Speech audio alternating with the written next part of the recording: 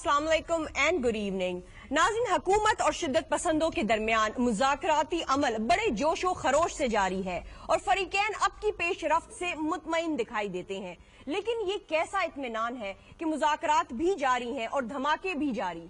तालिबान की जानिब से कराची पुलिस ट्रेनिंग सेंटर बस धमाके में 13 पुलिस एहलकारों की शहादत की जिम्मेदारी कबूल करने के बाद इस बात में कोई शुबा नहीं रहा कि मुज़ाकरात की बिसात पर किसी बड़ी जंग की तैयारी की जा रही है। वो कि मुज़ाकराती शिद्दत पसंदों ने गुज़िश्ता वाक़यात से लाताल्लुकी का ऐलान किया, लेकिन पाकिस्तान की 18 करोड़ अवाम ये सवाल पूछ रहे हैं कि अगर तहरीके तालिबान धमाके नहीं कर रही तो फिर रोजाना की बुनियाद पर लाशें कौन गिरा रहा है। ये सवाल भी उठाया जा रहा है कि अगर मुज़ाकरात की मेज पर बैठने वाले शिद्दत पसंद दहशत गर्दी की कार्रवाइयों में मुलव्वस ही नहीं तो फिर मुज़ाकरात किस बात पर हो रहे हैं। ये सवाल भी अहमियत का हामिल है कि जो शिद्दत पसंद धमाके कर रहे हैं वो मुज़ाकरात की मेज पर क्यों नहीं और उनकी कार्रवाइयां रोकेगा कौन।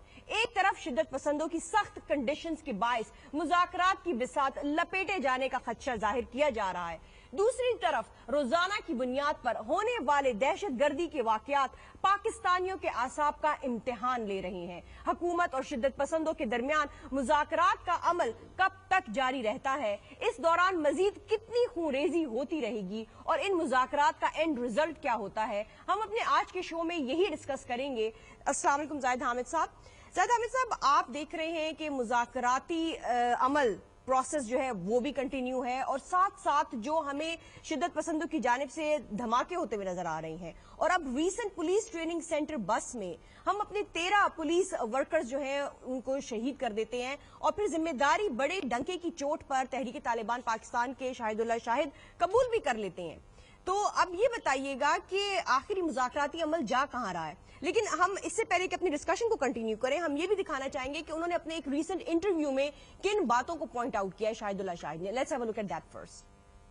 कालेदम तहरीक तालिबान के तर्जुमान शाहिदुल्लाह शाहिद का कहना है कि वो पाकिस्तान में शरीयत का निफाज चाहते हैं।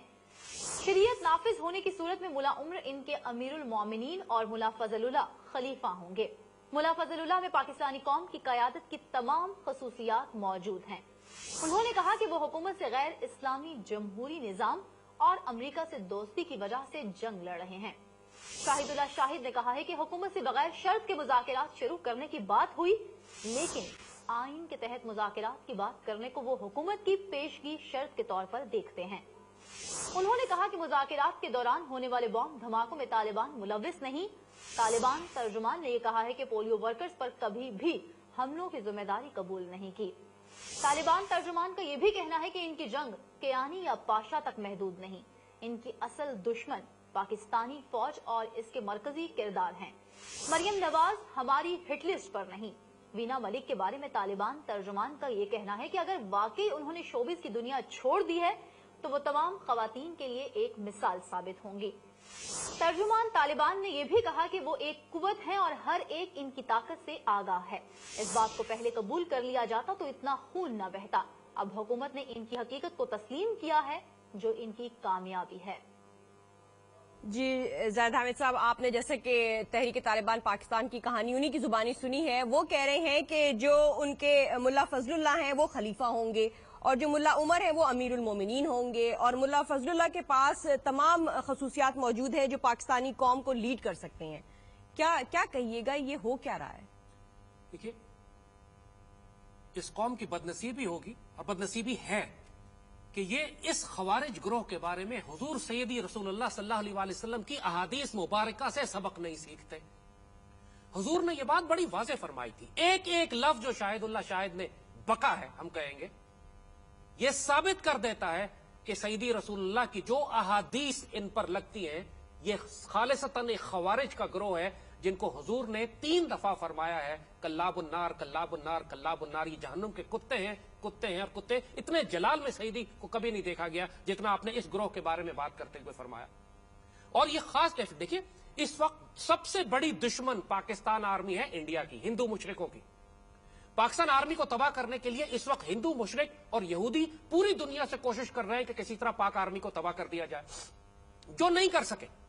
اور شاہد اللہ شاہد نے اپنے منہ سے کہا ہے کہ ہمارا سب سے بڑا دشمن پاکستان آرمی اور ISI ہے, ہم ان کو ختم کر کے دم لیں گے. تو یہ کس کی ڈیوٹی کر رہا ہے؟ اور حضور نے احادیث مبارکہ میں یہ بات فرمائی تھی کہ یہ ہندوؤں سے مدد لیں گے, بت پرستوں سے مدد لیں گے, مشرکوں سے مدد لیں گے, اور مسلمان فوجوں کو ختم کریں گے, قتل کریں گے, اور مسلمانوں پر حملے کریں گے. ایگزیکٹ اس کے الفاظ ثابت کر رہے ہیں حضور کی حدیث.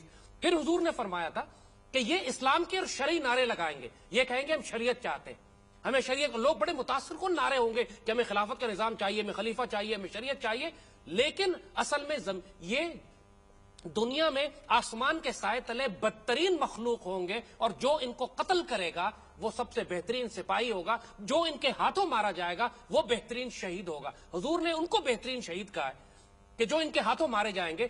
بات یہ ہے کہ شاہد اللہ شاہد نے بات کنفرم کر دی, یہ اسلام نہیں چاہتے, یہ اسلام آباد چاہتے ہیں, یہ پاکستان پر قبضہ کرنا چاہتے ہیں. اور یہ جو بات ہم پہلے دن سے وارن کر رہے تھے کہ ایک ناپاک پلیت دہشت گرد گروہ کو جب آپ پاکستان کی ایٹمی اسلامی طاقت ان سے مذاکرات شروع کرتی ہے تو اس کمینے گروہ کو آپ نالی سے اٹھا کر آسمان پر بٹھا دیتے ہیں. اور یہی ہوا اس کے ساتھ, ان کے دماغ خراب ہو گیا کہ اب تو ریاست نے ہمیں تسلیم کر لیا. وہ بالکل اپنے انٹرویو میں یہ بھی کہتے ہوئے نظر آئے ہیں کہ ہم ایک قوت ہیں اور ہر ایک ان کی قوت سے آگاہ ہے, اس بات کو پہلے قبول کر لیا جاتا تو اتنا خون نہ بہتا. اب حکومت نے ان کی حقیقت کو تسلیم کر لیا ہے جو ان کی کامیابی ہے. یہی ہم عرض کر رہے ہیں حکومت نے تسلیم کر لیا ہے؟ یہ اس وقت بھی قوت تھے جب انہوں نے سوات پہ قبضہ کیا تھا, جب پاک آرمی نے ان کی کھالیں اتاری, ان کا سر اتارنا شروع کیے, ہم نے ان کی قوت کا حال دیکھا کہ یہ ٹانگوں میں دم دبا کے کس طریقے سے بھاگ رہے تھے افغانستان چھپنے کے لیے. یہ اس وقت بھی قوت تھے جب ساؤتھ وزیرستان پہ ان کا قبضہ تھا. پھر جب پاک آرمی اندر گئی تو پھر ہم نے ان کا حال دیکھا, جب اگر پیچھے سے مشرک اور ہندو ان کو نہ بچاتے تو یہ وہی ختم کر دیے جاتے ساؤتھ وزیرستان میں. ان کی قوت کا ہم کو پتا ہے, ان کی قوت کا ہمیں اندازہ, اور اللہ کے فضل سے یہ پاکستان جس پر سایہ خدا ذوالجلال ہے, اللہ کے رسول کے حکم سے یہ پاکستان بنائے, اس کے سامنے, اس کی پاک فوج کے سامنے ان خوارج کی کوئی حیثیت نہیں ہے. اللہ کے فضل سے کیڑوں کی طرح رون دیے جائیں گے. لیکن پھر زاہد حامد صاحب پچھلے 15 دن ہو چکے ہیں اس مذاکراتی پروسیجر کو سٹارٹ ہوئے ہوئے, اور ان 15 دنوں میں خیبر پختونخوا میں 15 دھماکے بھی ہو چکے ہیں. تو اب یہ جو ہمیں پروسیجر نظر آ رہا ہے, پروسیس نظر آ رہا ہے پیس ٹاک کا, یہ ہم کتنی دیر اور کھیلیں گے؟ حکومت کا ایک ڈاؤن دا روڈ پلان کیا ہے؟ اب ہم صاف آپ کو بات ہم نے بہت پہلے بتائی تھی, جب انہوں نے پیس ڈیلز کی بات کی تھی پاکستان ایئر فورس کی اسٹرائک کے بعد, ہم نے کہا تھا نہ کرنا, یہ ٹائم گین کریں گے, ری آرگنائز کریں گے, ری گروپ کریں گے, اور پھر شدید حملے کریں گے, اور پیس ڈیل میں آپ کو الجھا کر خود حملے کرتے رہیں گے, اور حکومت پاک فوج کو روک لے گی. اور آج یہی ہو رہا ہے. اب میں صاف کہہ رہا ہوں, یہ جتنے دھماکے ہو رہے ہیں, اس کے قتل کی FIR نواز شریف پہ, عمران خان پہ, جماعت اسلامی پہ, فضل الرحمان پہ اور ملا عبدالعزیز پہ کٹنی چاہیے. یہ وہ لوگ ہیں کہ جن کی وجہ سے پاک آرمی کو روک دیا گیا تھا, جنہوں نے جھوٹ بولا قوم کے ساتھ, فراڈ کرتے رہے. یہ تو شاہد اللہ شاہد, یہ تو خوارج ہیں, پرلے درجے کے کمپلسو لائرز ہیں. حضور نے فرمایا تھا کہ یہ کسی وعدے کی پابندی کرنے والے نہیں ہیں, محتاط رہنا. حضور نے فرمایا, حدیث مبارکہ میں صاف لکھا ہوا ہے. اور یہ ایک طرف کہتا ہے کہ ہم حملے نہیں کر رہے, پھر ٹی وی پہ آ کے کہتا ہے کہ ہم حملے کر رہے ہیں. اب تو انہوں نے کراچی دھماکے کی, جو پولیس ٹریننگ بس میں ہمارے 13 جو کمانڈوز ہیں شہید ہوئے ہیں, ان کی بڑی ڈنکے کی چوٹ کی ذمہ داری صرف 13 کی بات نہیں ہے, اور وہ تو کہہ رہے اپنے ساتھیوں پہ حملے کا بدلہ لیا گیا ہے. پشاور امن کمیٹی ایک بیچارے کے 9 افراد مرد سارے گھروں کو نکال کے ذبح کر دیا ان بیچاروں کو, کیونکہ وہ پاکستان آرمی کا ساتھ دے رہے تھے.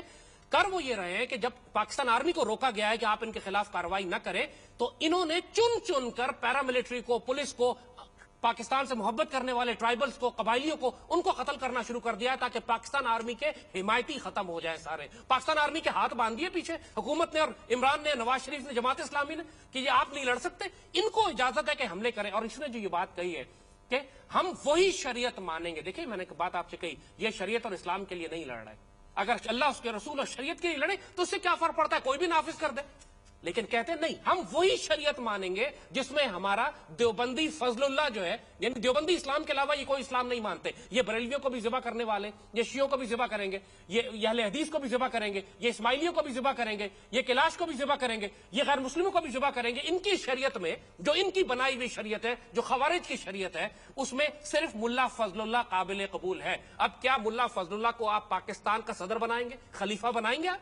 اگر آپ کیونکہ یہ میں آپ کو پہلے ہم نے کہا تھا یہ صرف مذہقہ خیز مسخرہ پن ہے, ایک جہالت اور حماقت ہے کہ ان کے ساتھ مذاکرات کیے جائیں. نہ کرو, مار کھاؤ گے بعد میں. ہمارا خیال تھا کہ شاید ان کو مہینہ 2 مہینہ لگے ری آرگنائز کرنے میں, یہ 15 دن میں ری آرگنائز ہو گئے کیونکہ ان کے پاس پیچھے سے وہی سپلائی لائن کھلی ہوئی ہے, اسلحہ روپیہ پیسہ.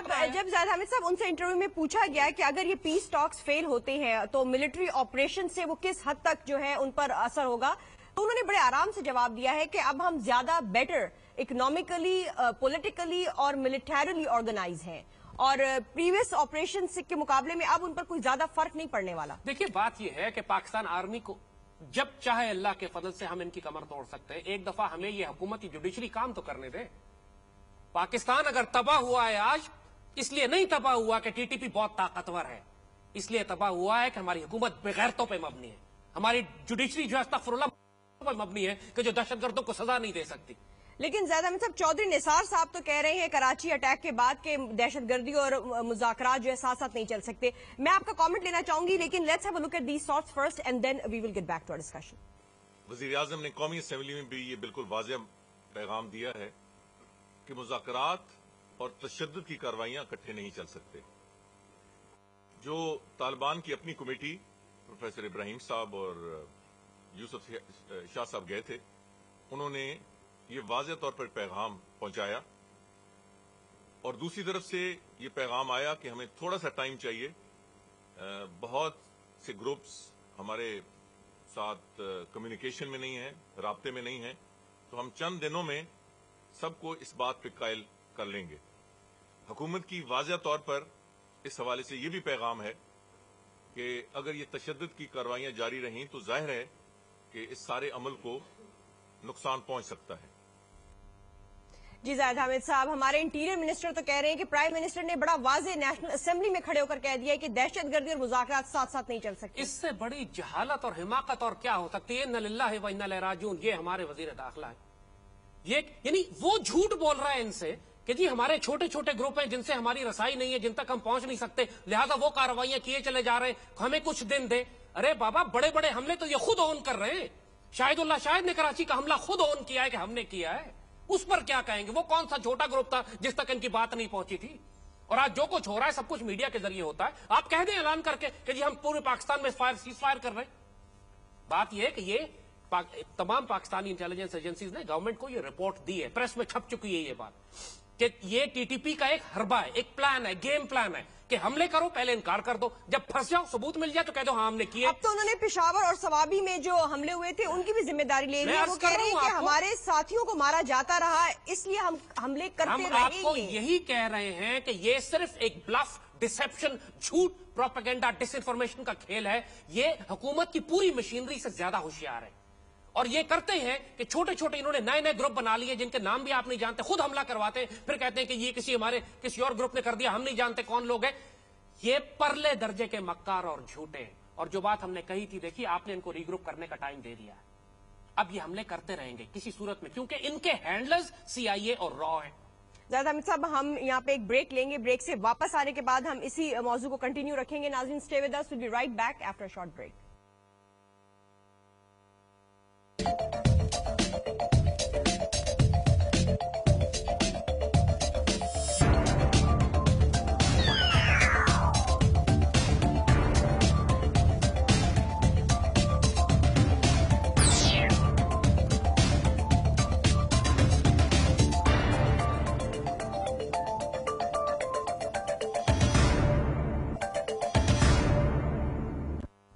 ویلکم بیک ناظرین. کراچی پولیس ٹریننگ سینٹر بس دھماکے کی ذمہ داری طالبان نے قبول کر لی اور اسے کراچی, سوابی اور پشاور میں اپنے ساتھیوں کی ہلاکت کا انتقام بھی قرار دے دیا. اب ان حالات میں مذاکرات کا کیا جواز باقی رہتا ہے, ہم اسی کو سمجھنے کی کوشش کر رہے ہیں. زاہد حامد صاحب, اس سے پہلے کہ ہم اپنی ڈسکشن کو شروع کریں, ہم چاہیں گے کہ آپ جو رستم شاہ مومن صاحب ہیں جو حکومتی کمیٹی میں شامل ہیں ان کی بھی سٹیٹمنٹ سن لیں جو انہوں نے 4 دن پہلے کہی تھی, اور پھر ہم آج کے حوالے سے اس کو ڈسکس کرنا چاہیں گے. Let's have a look at that. Pakistan کے آئین سے باہر نہ بات ہوگی, نہ کسی گروپ کا یا تنظیم کا کوئی حق تسلیم کیا جائے گا کسی ٹیریٹری پہ, نہ کسی گروپ کا یا تنظیم کا حق تسلیم کیا جائے گا اپنا سسٹم امپوز کرنے پہ. جی زید حامد صاحب، یہ 4 دن پہلے تک کی سٹیٹمنٹ تھی حکومت کی جانب سے کہ کانسٹیٹیوشن کے اندر رہتے ہوئے بات چیت ہوگی، لیکن انہوں نے تو شریعہ سے اسٹارٹ کر دیا، ملا فضل اللہ کو خلیفہ بھی بنا دیا پاکستان کا 4 دن کے اندر، اور پھر وہ اپنے انٹرویو میں یہ بھی کہہ رہے ہیں کہ ان کی جنگ کیانی یا پاشا تک محدود نہیں ہے، ان کی اصل دشمن پاکستانی فوج اور اس کے مرکزی کردار ہیں۔ ہم آپ کو یہی بات سمجھانا چاہ رہے ہیں، پاک فوج کو بھی ہم بڑا براہ راست کہیں گے کہ اس وقت کا انتظار نہ کریں کہ جب آپ کے گھروں میں یہ داخل ہو جائیں، آپ کے بچے مارے جائیں، جب ہمارے تمام بڑے کمانڈرز اللہ نہ کرے مارے جائیں، حکومت کی بغیرتی اور بے حسی کی وجہ سے نقصان پھر پاک فوج کو ہوگا، اور یہ ہمارے اتنے قیمتی ہیرے ہیں کہ جن کو ہم اس طرح ان کتوں کے آگے ضائع نہیں کر سکتے، اور پاکستان آرمی کو بہت پرو ایکٹیو ہونا پڑے گا، جو بہتر ہے وہ کرے۔ ہم براہ راست پوری قوم کی طرف سے جذبات کی نمائندگی کرتے ہوئے پاک فوج سے کہیں گے جو کرنا ہے کریں، ہم ساتھ کریں، کسی بغیرت کی جرت نہیں ہوگی کہ آپ کو روک سکے کہ پاکستان آرمی ایسا نہیں کرے۔ جو میڈیا میں غدار ہیں ان کو ہم سنبھال لیں گے، جو پوری قوم تنگ آئی ہوئی ہے دہشت گردی اور غداری سے، پورا سوشل میڈیا اٹھا لے، پوری قوم کا مزاج اٹھا کے دیکھ لے، ہر کوئی کہہ رہا ہے کہ ان غداروں کو ختم کرو آ کے۔ قوم اس وقت جو خون میں نہلائی چلی گئی ہے، لوگوں کی بس ہو گئی ہے اب۔ زید حامد صاحب یہ بھی بتائیے گا کہ جو یہ ہمیں پتا چلا ہے کہ طالبان نے کالاش میں رہنے والے اسماعیلیز اور این جی اوز کو جو کالاش میں چترال میں ہیں ان کو تھریٹن کیا ہے کہ وہ اسلام قبول کر لیں ورنہ they will have to face death، اور ان کے خلاف انہوں نے ایک آرمڈ اسٹرگل جو ہے وہ بھی لانچ کرنے کا اناؤنسمنٹ کی ہے، اسماعیلی لوگوں کی کمیونٹی جو ہے چترال میں ان کے خلاف، تو یہ کون سا اسلام ہے؟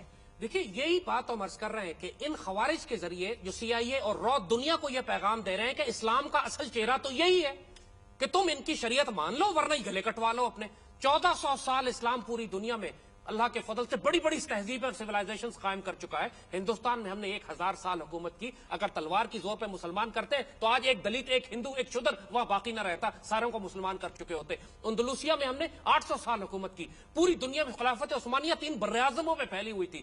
جب یورپ میں یہودیوں کو قتل کیا جاتا تھا تو پوری یہودی آ کے خلافت عثمانیہ میں اور مسلمان دنیا میں پناہ حاصل کرتے تھے۔ اندلوسیہ میں یہودی اور عیسائی مسلمانوں کی پناہ میں کئی سو سال رہے۔ ایک واقعہ آپ کو 1400 سال میں نہیں ملتا کہ عیسائیوں اور یہودیوں کے خلاف کوئی سختی یا طاقت کا استعمال کیا گیا۔ بیت المقدس شریف چاہے وہ سیدنا عمر کے زمانے سے فتح ہوا اور 1967 میں جب ہمارے ہاتھ سے نکلا، اتنے 100 صدیاں مسلمانوں کے پاس رہا، یہودی اور عیسائی ساتھ ساتھ رہتے رہے، ایک کو سختی سے مسلمان نہیں کیا گیا۔ یہ کون سی شریعت لے کر آ رہے ہیں؟ اور یہی ہم عرض کر رہے ہیں، اور یہ کمیونٹیز انتہائی پیسفلی رہ رہی ہیں۔ دیکھیے کوئی بھی ہو، ہندو ہو، عیسائی ہو، سکھ ہو، یہودی ہو، چاہے اس میں کیلاش کے ٹرائبز ہو، جس کو یہ غیر مسلم سمجھتے ہیں کیونکہ ان کے نزدیک تو سب غیر مسلم ہیں، صرف بات کیلاش کی ہے، اسماعیلیوں کی، کیلاش تو چلے ہیں ہی کافر لیکن نان مسلم ہیں، لیکن اسماعیلی تو کم از کم مسلمانوں کا ایک سیکٹ ہے۔ جس طرح یہ تو شیعوں کو کافر کہتے ہیں، یہ تو بریلویوں کو کافر کہتے ہیں، یہ اہل حدیث کو کافر کہتے ہیں۔ مسئلہ ان کا کیلاش کے ساتھ یا اسماعیلیوں کے ساتھ نہیں ہے، پرابلم یہ ہے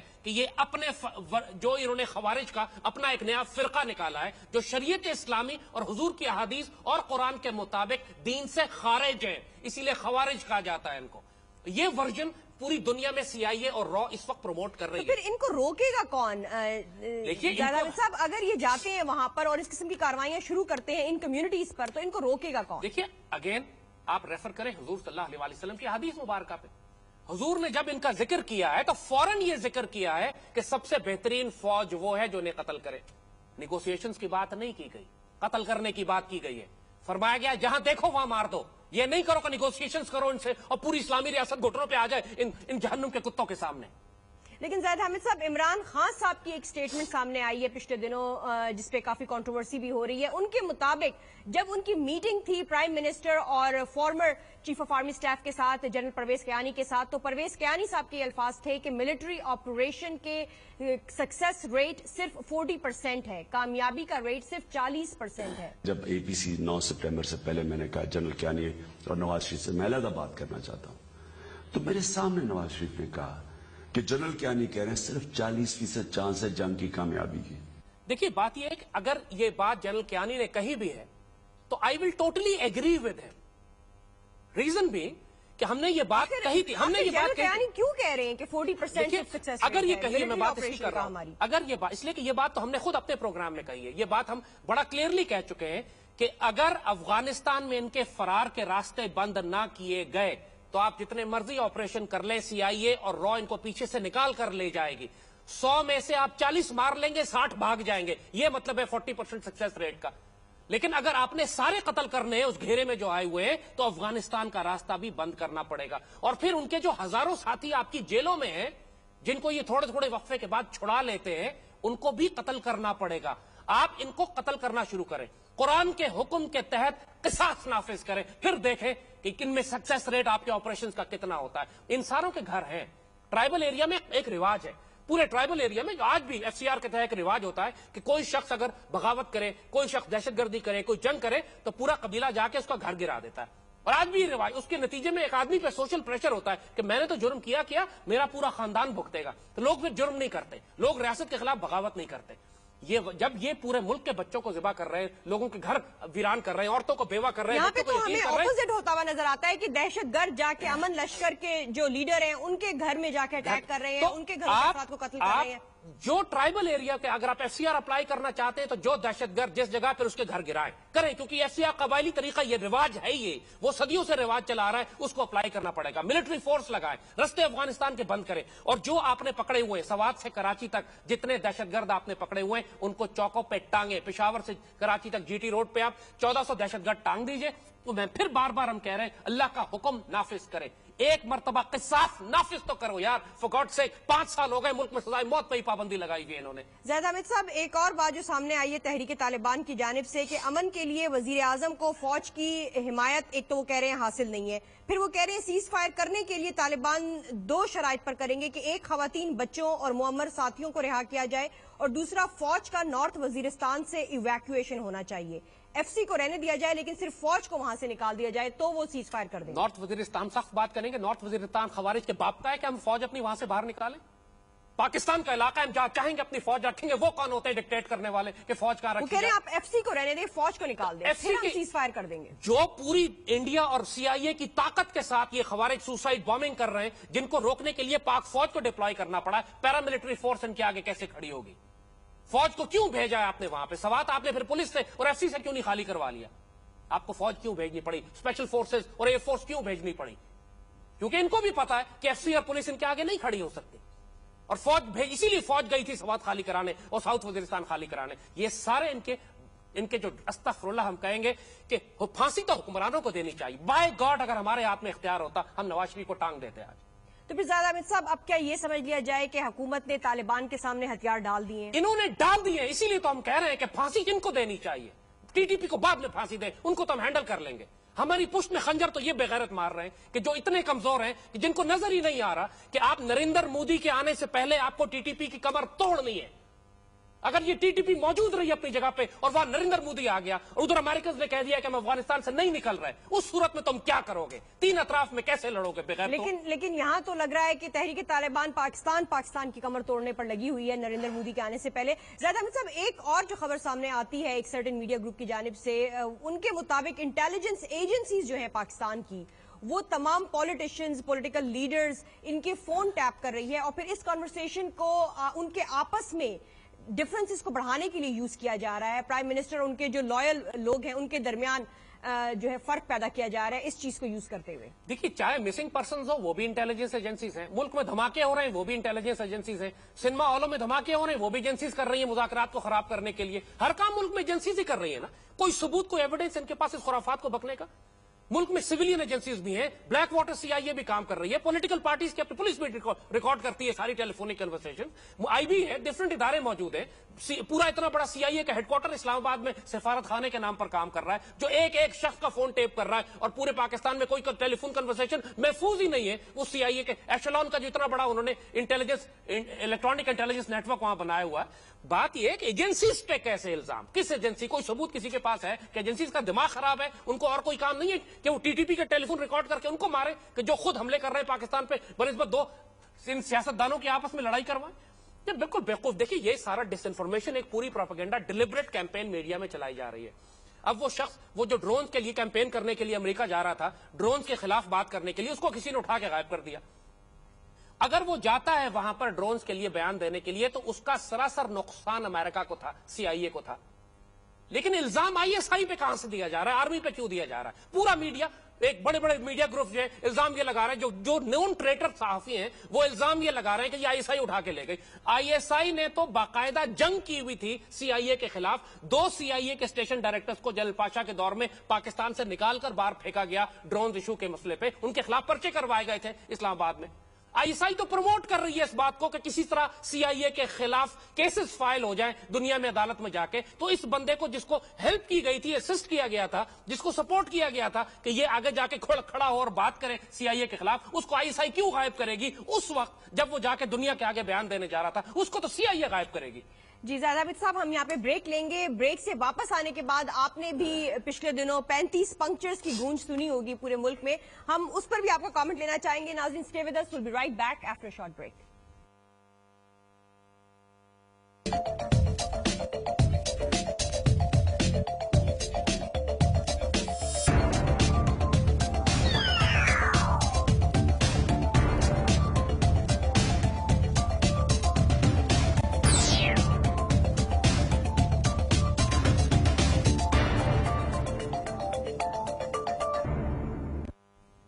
ویلکم بیک ناظرین. ہم بات کرنا چاہیں گے کہ جو ہمیں پاکستان سپورٹس میں, پاکستان کرکٹ میں سیاست کا عمل دخل ہوتا ہوا نظر آیا ہے, اور پھر 35 پنکچرز کی گونج سے پورے ملک میں ہمیں جو ہے کرکٹ بورڈ ہلتا ہوا نظر آیا ہے, ہم وہ بھی معلوم کرنا چاہیں گے کہ اس میں کتنی حقیقت ہے. زاہد حامد صاحب, اس سے پہلے کہ ہم اپنی ڈسکشن کو شروع کریں, I would like you to listen to what Imran Khan has to say. وہ کہہ رہے ہیں کہ نجم سیٹھی صاحب کو 35 پنکچر لگانے کا صلہ دیا گیا ہے, اس لیے انہیں chairman of P C B جو ہے اپوائنٹ کیا گیا. Let's have a look at that first. Puncture کے بعد نئی ٹیوب ڈالنی پڑتی ہے اور ان کو پھر پی سی بی چیئرمین شپ کی ریوارڈ دیا, جبکہ سپریم جو ہائی کورٹ نے ذکا اشرف کو لے کے آئے, واپس بحال کیا گیا اس لیے کیونکہ 35 پنچر لگائے تھے. میں جتنا مایوس ہوں الیکشن کمیشن سے, ہمیں پتہ ہی نہیں تھا کہ فخر الدین ابراہیم صاحب کے ہاتھ میں تھا ہی کچھ نہیں.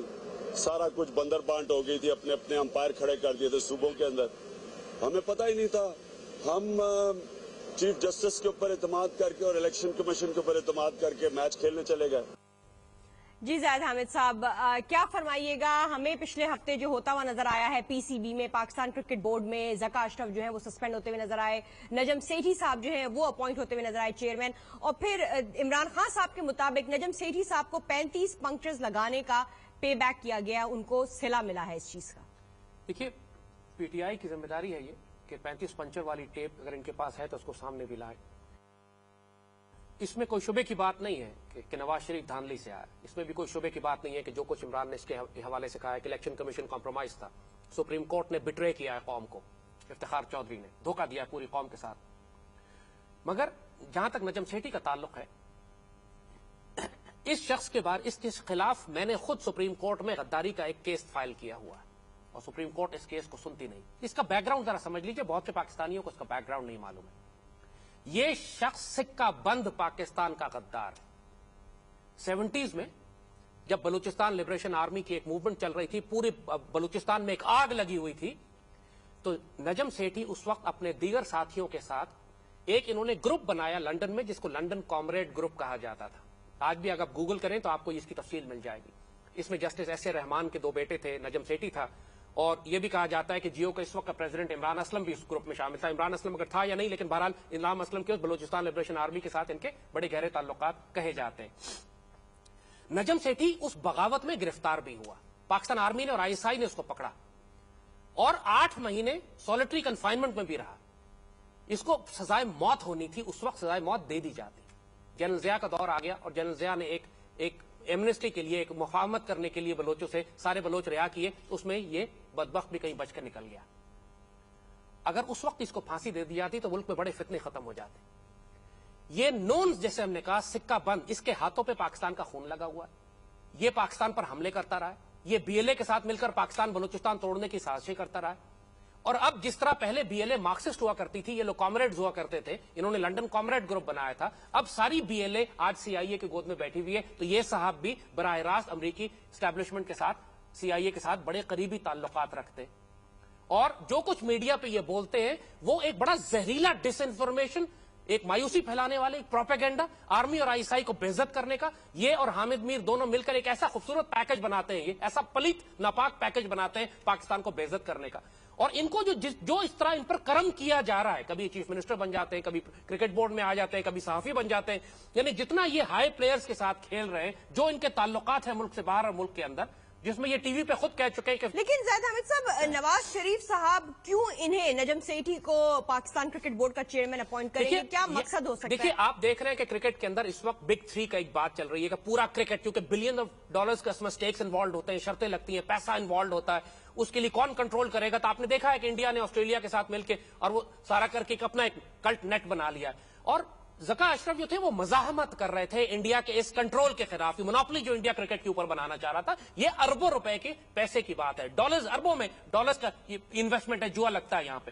اور یہ صاحب جو ہیں، یہ جیسے ہم نے کہا سکہ بند پرو انڈین ہے، یہ سیفما کے آدمی ہیں، یہ پرو انڈین آدمی ہیں۔ یہ نواز شریف کی جو آئیڈیالوجی ہے کہ جس میں پاکستان کے 60-70 سے زائد پاکستان کے اکنامک کے جتنے بڑے بڑے ایسٹ ویلتھ پروڈیوسنگ ادارے ہیں ان کو پرائیویٹائز کر کے یہ انجیو کو بیچنا چاہتے ہیں، تو نواز شریف کی تو یہ آئیڈیالوجی ہے، وہ تو پاکستان کی آئیڈیالوجی کو ڈینائی کر چکا ہے کہ ہندو اور مسلمان پاکستانی ایک جیسی چیزیں، بیچ میں صرف ایک فضول سی لائن لگی ہوئی ہے، وہ بھی آلو گوشت کھاتے ہیں، ہم بھی آلو گوشت کھاتے ہیں۔ انہوں نے تو بیڑا غرق پاکستان کی آئیڈیالوجی کا کر دیا۔ لیکن نجم سیٹھی صاحب تو کہہ رہے ہیں کہ وہ کانسٹیٹیوشنلی پاکستان کرکٹ بورڈ کے کانسٹیٹیوشنلی الیکٹ ہو کر آئے ہیں۔ دیکھیں یہ ساری خرافات ہر کوئی بکتا ہے، but the fact of the matter is کہ ان کے جو تعلقات انڈیا سے ہیں، ان کے جو تعلقات امریکن اسٹیبلشمنٹ کے ساتھ ہیں، ان کے جو تعلقات نواز شریف کے ساتھ ہیں، وہ سب کو معلوم ہے۔ اور جو کچھ اس وقت دنیا میں گیم ہو رہا ہے، وہ 35 پنچر والی بات پہ آئی ناٹ بی سرپرائز کہ اگر وہ ٹیپ آ بھی جائے اور وہ سچ بھی ثابت ہو، کیونکہ کوئی وجہ تھی کہ ان کو اپوائنٹ کیا گیا تھا caretaker chief minister out of nowhere. ظاہر ہے کوئی نہ کوئی ڈیوٹی، کوئی نہ کوئی اسائنمنٹ ان کو دیا گیا، اور اس وقت سے ان کے اوپر کیا آپ کے خیال میں نجم سیٹھی کے پاس کیپیسٹی ہے کہ وہ حکومت کو کسی طرح سے بلیک میل کر سکتے ہوں، جس کے اندیشے کے تحت یہ چیز اپوائنٹ کی گئی ہے انہیں؟ دیکھیے یہ آدمی بہت پاورفل ہے، جیسے کہا کہ اس کے CIA اور امریکن اسٹیبلشمنٹ کے ساتھ، انڈین اسٹیبلشمنٹ را کے ساتھ، پھر BLA کے ساتھ بڑے اسٹرانگ تعلقات ہیں اس کے، بعض اس کا پورا ہسٹری اس طریقے سے، اور اس کو مجھے کنفرم کرنے کی ضرورت ہے، ابھی میں نے کنفرم نہیں کیا اس بات کو، اگر چینل کے تھرو ہم کہیں گے، اگر کسی کوئی بات معلوم ہے تو ہمیں پلیز ای میل کریں، کہ اس نے پاکستان کی نیشنلٹی بھی 1962 میں لی تھی، اس سے پہلے یہ پاکستان کا نیشنل بھی نہیں تھا، اور آنے کے فوراً بعد اس نے BLA کی موومنٹ شروع کروائی تھی لنڈن کامریڈ گروپ کے تحت، لیکن اس کو ویریفائی کرنے کی ضرورت ہے۔ سو اس آدمی کا بیک گراؤنڈ جو ہے وہ اتنا ناپاک اور پلیت ہے کہ سچی بات ہم بتائیں کہ اس کو معافی کرنے کا تو کوئی سوال ہی نہیں ہے۔ یہ صرف بلوچستان لبریشن آرمی، جو آرمی رائسائی نے پکڑ کر اتنے مہینے اس کو سولٹری کنفائنمنٹ میں رکھا، اس کیس کو دوبارہ کھول لیں، اس کی پھانسی کنفرم ہو جاتی ہے۔ زاہد حامد صاحب یہ بھی بتائیے گا کہ ہمیں کسی اور ملک میں جو سپورٹس ہے اس کا جو پیٹرن ہے وہ ہمارے ہاں پرائم منسٹر نظر آتے ہیں، لیکن کسی اور ملک میں سپورٹس میں کسی بھی گورنمنٹ کے لیڈر کا کوئی عمل دخل نہیں ہوتا، ہمارے ملک میں یہ کیوں نواز شریف صاحب جو ہیں وہ پیٹرن بنے ہوئے ہیں PCB؟ دیکھیے یہ سارے تاجر، سودخور اور جواباز ہیں۔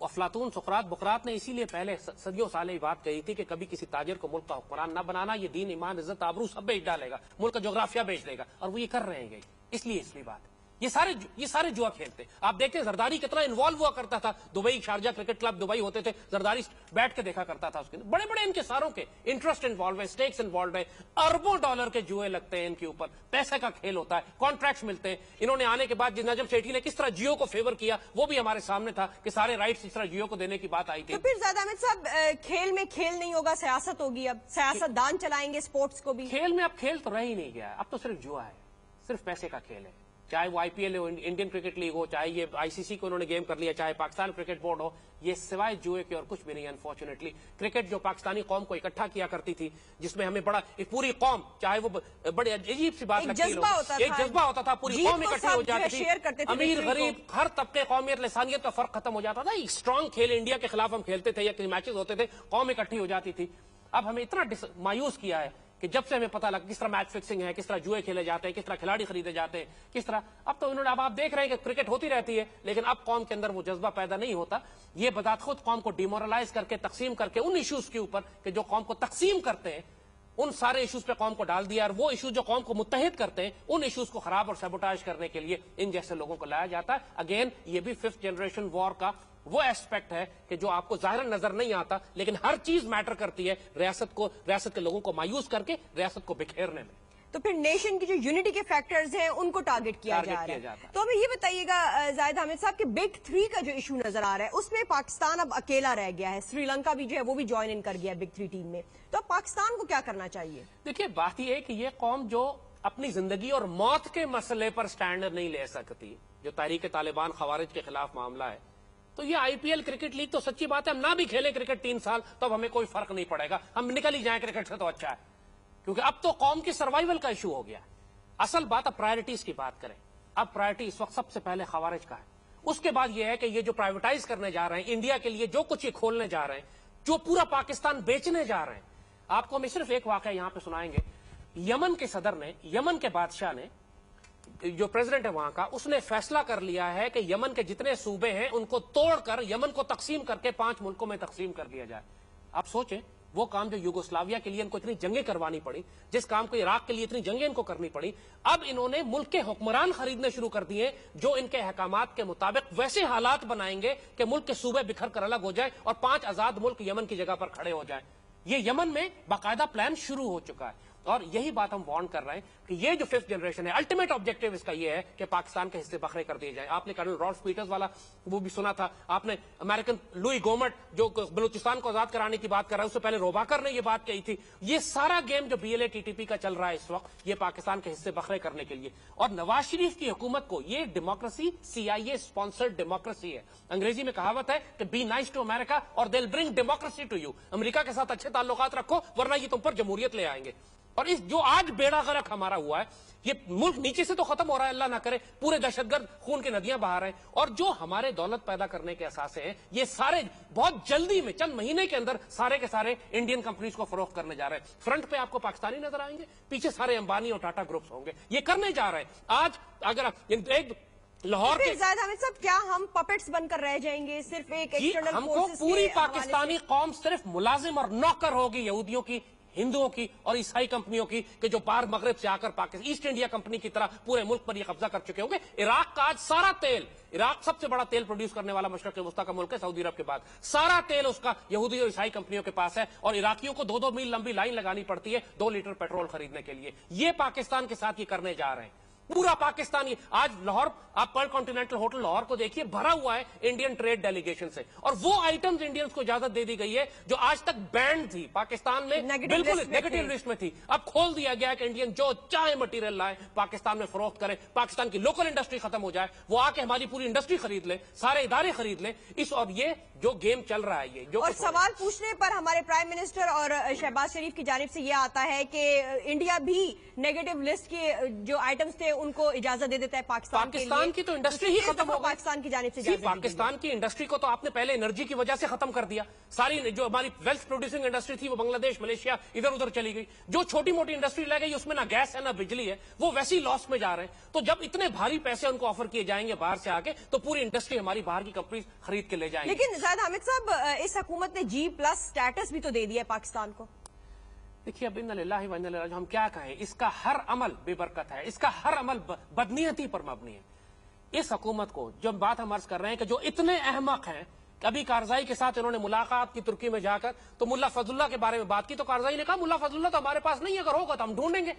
इन बेगैरतों के पास सबूत नहीं था कि ये कहते कि तुम्हारे मुल्ला फजलुल्लाह और TTP के सारे लोगों को तुम्हारी अफगान नेशनल आर्मी तो पकड़ कर ले जा रही थी, जब अमेरिकन फोर्सेज ने इंटरसेप्ट कर लिया। लतीफुल्लाह वाला वाकया जो इतना मशहूर है, फजलुल्लाह जो उनके पासपोर्ट पे घूम रहा है, इन्होंने उससे आंखों में आंखें डाल को बेइज्जत नहीं कर सके कारजाई को। ये क्या दिफा करेंगे? क्या हमारी हुकूमत का होमवर्क करने की कमी है? क्यों नवाज शरीफ साहब की टीम जो है 14 साल पहले वाले सिस्टम पे आ गई है? देखिए, आज के थ्रेट्स मैं अब पूरी तरह कन्विंस्ड हूं, मुझे इसमें कोई शुबे की बात नहीं है कि नवाज शरीफ एक पॉलिटिकल हिटमैन है।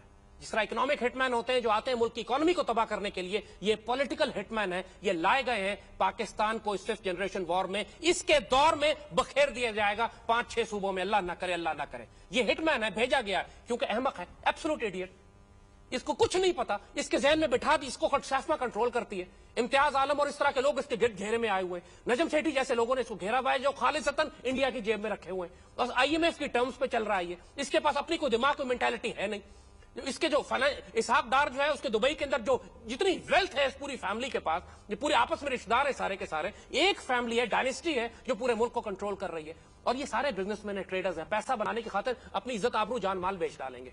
और they have been sent for this purpose. इनको फर्क नहीं पड़ता कि पाकिस्तान पे इंडिया हुकूमत करे, ब्रिटेन हुकूमत करे, अमेरिकन हुकूमत करे, इनको पैसा बनाना है।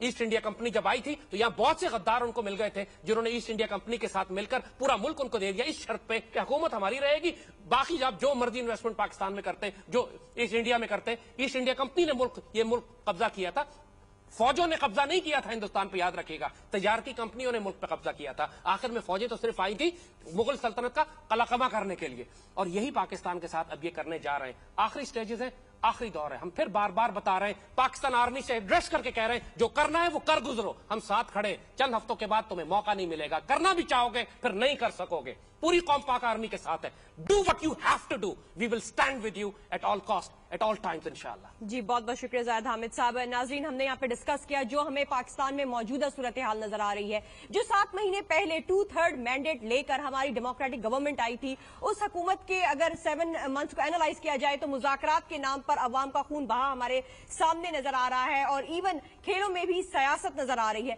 तो क्या अब जाहिद हामिद साहब के मुताबिक अवाम के लिए एक आखिरी उम्मीद की किरण फौज ही रह गई है? ये तो आने वाला वक्त ही बताएगा। आज के लिए इतना ही। See all tomorrow night. Until then अपना और अपने पाकिस्तान का बहुत ख्याल रखिएगा। अल्लाह हाफिज एंड गुड नाइट।